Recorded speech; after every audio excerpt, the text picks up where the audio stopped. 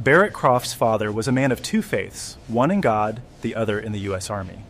Father Croft was a chaplain at a quiet base in 1967, known for blessing new facilities and comforting soldiers. Then he vanished, branded a deserter and a traitor.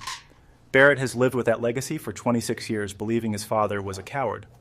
But a frantic call from a former contact at the Pentagon reports an anomaly at the now decommissioned base. A containment breach in a forgotten subterranean lab has revealed a crystalline, thorny organism eating through reinforced concrete. What do you think was discovered inside that bunker? Let us know your theories in the comments as we unravel this incredible story, and make sure to stick around to the end to find out the truth. The official story had been Barrett's shadow for most of his life. It was a simple, brutal narrative. Chaplain Thomas Croft, a decorated veteran of 2 tours, stole sensitive state secrets from Fort Jericho in the summer of 1967 and disappeared, likely defecting. The evidence was circumstantial but damning. His quarters were empty, his personal effects gone, and a classified file from the base's research division was missing. Barrett, only a teenager at the time, was left with a legacy of shame and a gnawing emptiness where a father's pride should have been. He'd channeled his anger and confusion into a career his father would have respected, joining Army intelligence, determined to be everything the official record said his father wasn't: loyal, steadfast, and honorable. Now at 42, Barrett was a civilian consultant, having left the service years ago. The call from General Wallace, his father's former commanding officer and his own reluctant mentor, was a shock. Wallace was retired, a ghost from a past Barrett had tried to bury. His voice, usually firm and commanding, was strained over the phone. "Barrett, something's happened at Jericho," Wallace said, skipping the pleasantries. The base was fully decommissioned in '88, handed over to the Department of Energy for cleanup. They've been mothballing the old structures. A demolition survey team was mapping the subterranean levels this morning when they found it. "Found what, General?" Barrett asked, his professional calm kicking in, a defense mechanism honed over years. "A breach in Sector Gamma, a lab that, according to the official schematics, was never supposed to exist. The wall is compromised, and there's something coming out." Wallace hesitated, a rare sign of uncertainty from the old soldier. "They're calling it an aggressive crystalline organism. Looks like metal thorns growing right out of the concrete. The geologists are baffled, and the biologists won't go near it. The reason I'm calling you, Barrett, is the designation on the lab door. Project Ascension. That was the file your father was accused of stealing. For the first time in 26 years, the clean, simple narrative of his father's betrayal cracked. A coward doesn't stick around a secret lab long enough to be associated with a containment breach 2.5 decades later. A traitor runs. He doesn't vanish into the very place he was supposed to have fled from. A new goal, sharp and clear, formed in Barrett's mind. He had to go to Fort Jericho. He had to see what was in that lab. He had to find out what really happened to his father. The drive to Fort Jericho, a remote outpost in the arid landscape of Nevada, was a journey back in time. The base was a skeleton, its buildings standing like gravestones in the desert sun. Rusted fences and warning signs about unexploded ordnance were the only guards now. Barrett was met at the decommissioned front gate by a small, tense group of officials. A nervous-looking man from the Department of Energy, a grim-faced woman in an Army Corps of Engineers uniform, and General Wallace himself, looking older and more tired than Barrett remembered. "Thanks for coming on short notice," Wallace said, his handshake firm as ever. "The situation is contained, but it's unusual." They drove in a convoy of government vehicles to Sector Gamma, a cluster of low-slung concrete buildings at the far end of the base. The real facility, Wallace explained, was underground. Project Ascension was a Cold War initiative, he said, his eyes fixed on the road. Deep bioweaponry research. Officially, it was about creating rapidly growing materials for defensive fortifications. Unofficially, he trailed off. "Your father was assigned as the project's bioethicist. His job was to be the moral compass, to make sure the scientists didn't cross lines they couldn't uncross." The DOE official, a man named Peters, led them down a series of echoing concrete stairwells into the earth. The air grew cold and smelled of dust and ozone. They stopped before a heavy steel door marked with a faded biohazard symbol and the stenciled words, Ascension Lab 01. The door was sealed with thick bands of yellow tape. The breach is on the far side of the primary lab, Peters explained, his voice trembling slightly. A team was using ground-penetrating radar when they noticed a structural anomaly. They sent in a remote drone. That's when we saw it. He led them to a monitoring station where a grainy video played on a loop. Barrett watched, his breath catching in his throat. The drone's camera moved through a stark white laboratory, equipment shrouded in dusty plastic sheets. It rounded a corner and focused on a massive interior wall of reinforced concrete. A huge, jagged hole, nearly 10 feet in diameter, had been ripped through it, as if from an explosion from within. And from that hole, a dense, tangled mass of dark, metallic-looking thorns grew outwards. They glinted under the drone's light, sharp and unnatural, a chaotic sculpture of weaponized nature. The sight was identical to the still image Wallace had sent him, but seeing it in motion, seeing the way the light caught the razor-sharp edges, made it terrifyingly real. We ran a spectrographic analysis, the engineer said. It's a silicon-based organism incorporating metals from the rebar it consumed. It's not like any plant life we've ever seen, and it's growing slowly. The breach happened about 36 hours ago. Did you find anything else? Barrett asked, his eyes glued to the screen. Any sign of personnel? Remains? Peters shook his head. The lab was supposed to have been scrubbed and sealed in '68, a year after the project was shut down. According to the logs, it's been empty ever since. The project was shut down because your father vanished with the data, Wallace added quietly. Without the lead scientist and the core research, it was useless. This was the first obstacle, the first wall in the official story. If the lab was empty, what caused the breach? And what did it have to do with his father? Barrett knew intelligence work was about pulling at loose threads. His father wasn't a scientist. He was a priest. What would a priest do if he discovered something monstrous being created in a lab? He'd try to stop it. I need access to the project archives, Barrett said firmly. All of them. Personnel files, research notes, everything that wasn't in the file my father allegedly stole.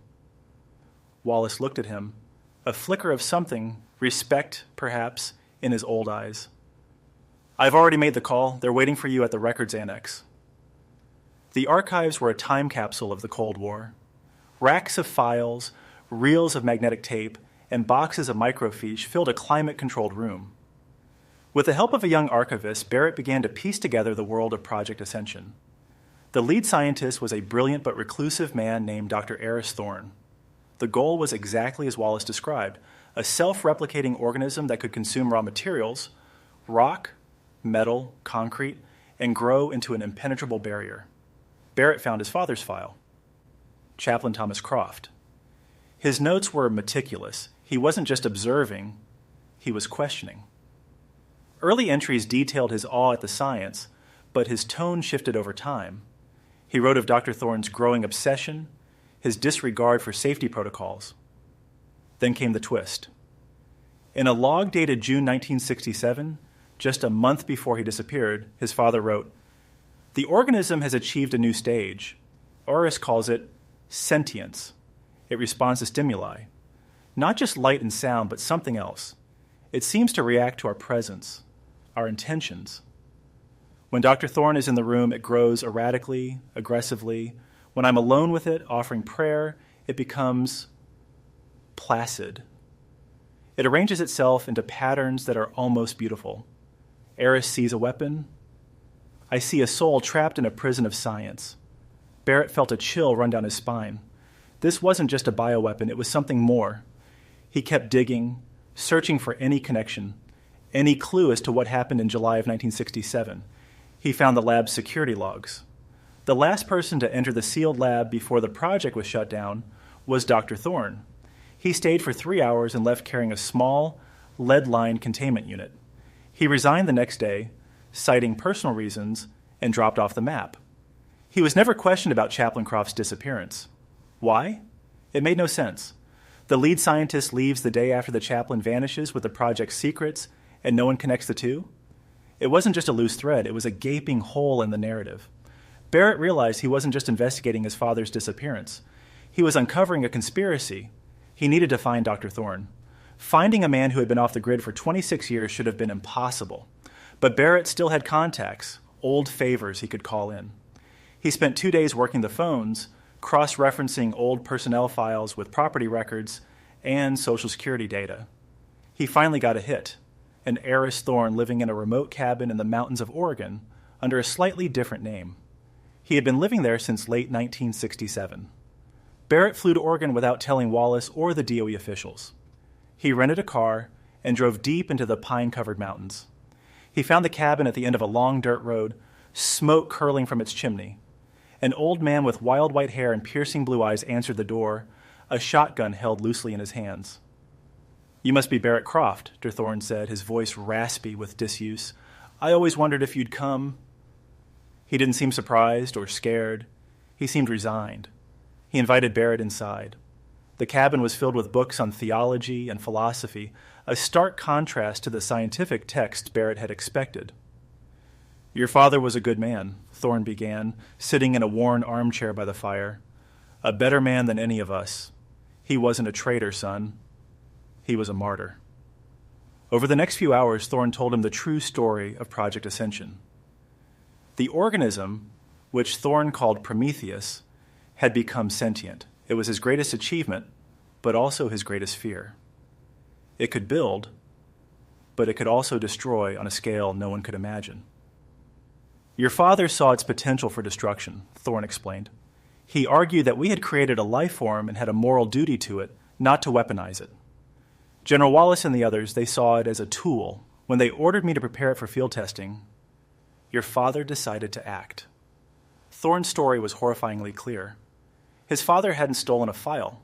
He had stolen the core sample of the organism itself, the mother cell from which all of it grew. He planned to take it somewhere remote and find a way to neutralize it, to kill it safely. "But I made a mistake," Thorne said, his voice cracking. "I had kept a secondary sample, a backup, hidden from the official inventory. It was my obsession. I couldn't let it go. When your father took the primary sample, I panicked. I went to Wallace, told him the chaplain had lost his mind, that he'd stolen the research and was a threat. It was a lie to cover my own ambition. The military, unable to admit the existence of a sentient bioweapon, chose the easier path. They branded Chaplain Croft a traitor and buried the entire project. Thorne, consumed by guilt, took his backup sample and disappeared, spending the rest of his life trying to find a way to destroy what he had created. "So the organism in the bunker, that's your hidden sample?" Barrett asked. Thorne shook his head. "No. That's the terrifying part.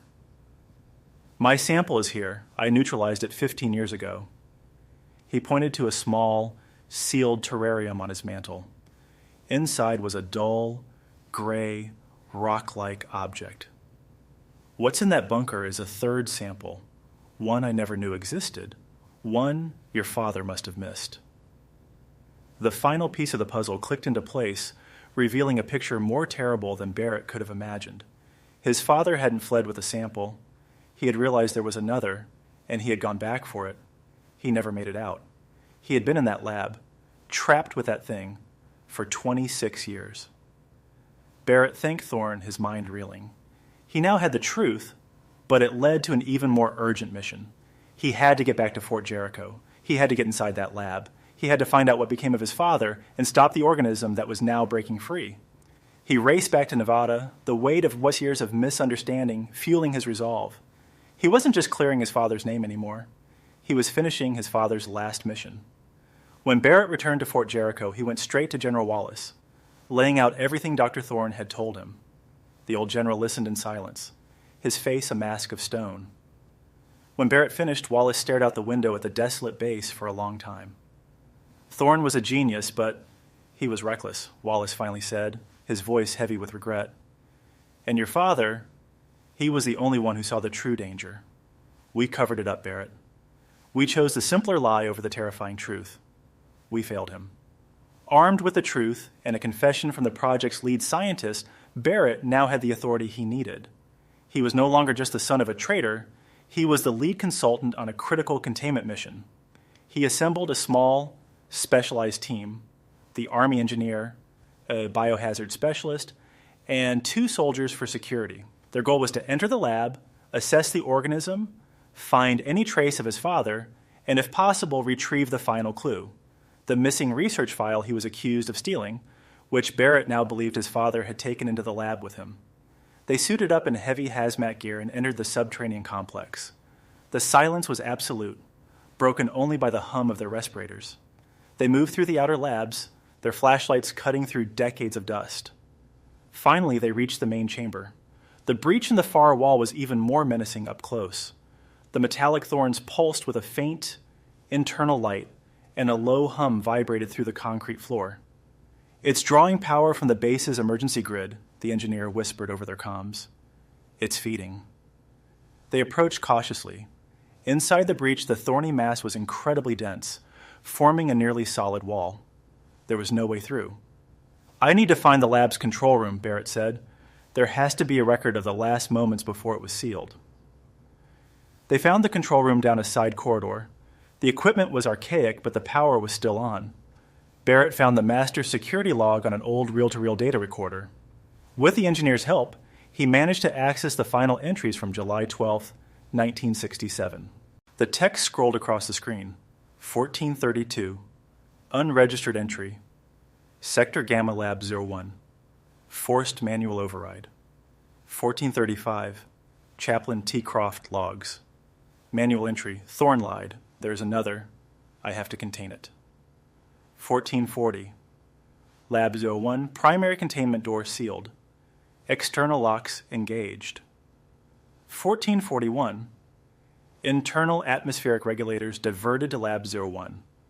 Nitrogen purge initiated. Barrett stared at the screen, his heart pounding. His father had sealed himself inside.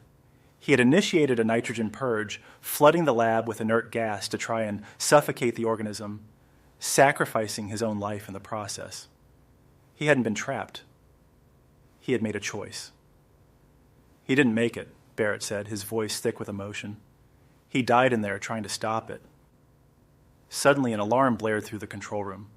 On the main monitor, they saw the thorny mass begin to move, retracting from the edges of the breach. "What's happening?" the biospecialist asked, her voice tight with panic. "It's withdrawing," the engineer said. "It's consolidating its mass. It's preparing to do something." As the thorns pulled back, they revealed what was behind them. In the center of the breach, embedded within the metallic growth, was the skeletal frame of a man in the tattered remains of a military uniform and a chaplain's vestments. His arms were wrapped around a lead-lined military briefcase, holding it to his chest in a final protective embrace. His father. For a moment, the team stood in stunned silence. The organism had grown around his father's body, using his remains as an anchor, as raw material. Then, Barrett saw it. Tucked into the briefcase, visible through a crack in the decaying lead, were the edges of a file folder. The missing research. His father had protected it to the very end. "We have to get him out of there," Barrett ordered. "We have to retrieve that case." The organism seemed to sense their intent. The thorns began to vibrate violently, and the hum intensified into a deafening roar. They had to act fast. Using a remote-controlled cutting arm, the engineer began to carefully slice through the metallic branches around the briefcase. With each cut, the entire structure shook, and shards of razor-sharp metal flew through the air. Finally, with a loud snap, the case came free. A soldier moved in quickly to grab it. As soon as the case was removed, the organism went wild. The thorns shot out with incredible speed, whipping through the lab and shattering equipment. "Fall back, now!" Barrett yelled. They scrambled out of the lab, sealing the heavy steel door just as a massive metallic spike slammed into it, leaving a deep dent. They had the case. They had found his father, and they had confirmed the truth. Back at the surface, in a secure containment tent, Barrett carefully opened the briefcase. Inside was the file for Project Ascension, filled with Dr. Thorne's research. But tucked inside the folder was his father's personal journal. The final entry, written in a hurried hand, was dated the day he disappeared. "Thorne is a fool, blinded by his creation. Wallace is a soldier, blinded by his duty.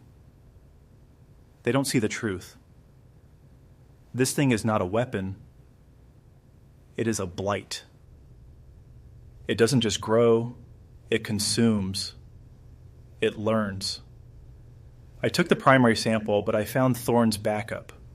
I can't let it escape. I will seal the lab and purge the atmosphere. It may not kill it, but it will starve it. Slow it down. It will buy the world time. Forgive me, Barrett. Know that your father was not a coward.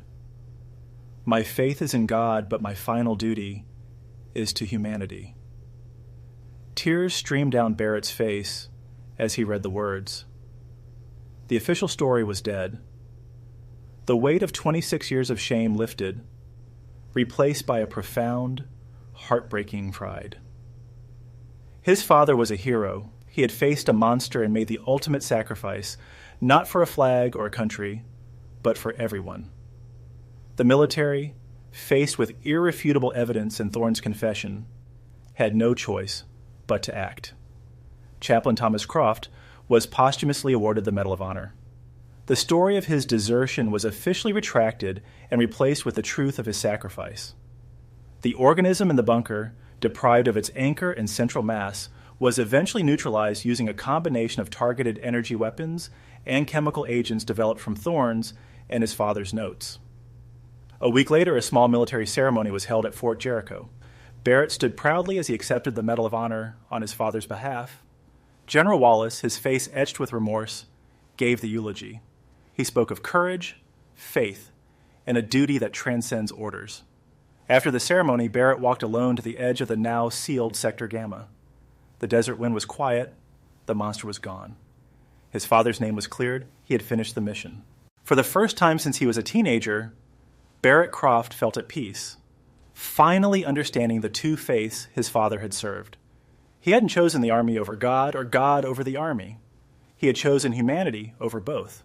And in that choice, he had found his own and his son's salvation. If Father Croft had presented his evidence to his superiors instead of taking matters into his own hands, do you think the outcome would have been better, or would his warning have just been buried under military secrecy? Thank you for joining us on this incredible journey into the past.